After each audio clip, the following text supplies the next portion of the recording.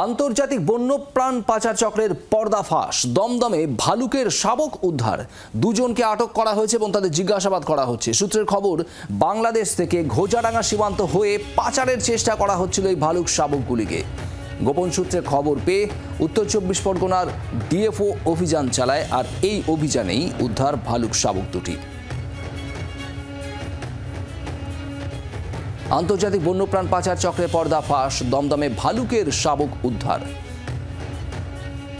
আর এই ঘটনায় দুজনকে আটক করে জিজ্ঞাসাবাদ করা হচ্ছে।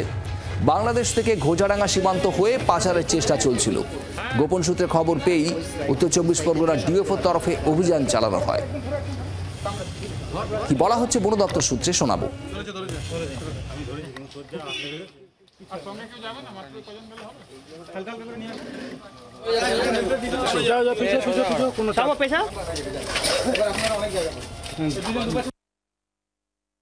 থেকে আমরা এই ইনফরমেশনটা পেয়েছিলাম যে আমাদের একটা স্লথ বিয়ার, জুভেনাইল বাচ্চা আর কি, জুভেনাইল স্লথ বিয়ার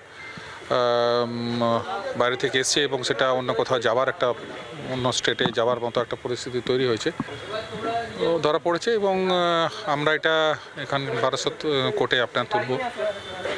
এটা আসামি সহ ধরা পড়েছে।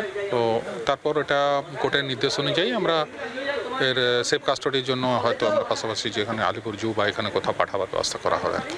সম্ভবত বাংলাদেশ থেকে আসছিল আর কি। শুধু এটা নয়, আরও এর সঙ্গে অন্যান্য জিনিসও যেটা আমরা প্রিলিমিনারি ইনভেস্টিগেশনে পেয়েছি, অন্যান্য ওয়াইল্ড অ্যানিম্যাল, বার্ডস, এগুলোও কিন্তু ওরা মোটামুটি এর সঙ্গে যুক্ত আর কি। বাংলার আওয়াজ, বাঙালির আবেগ, জি 24 ঘন্টা।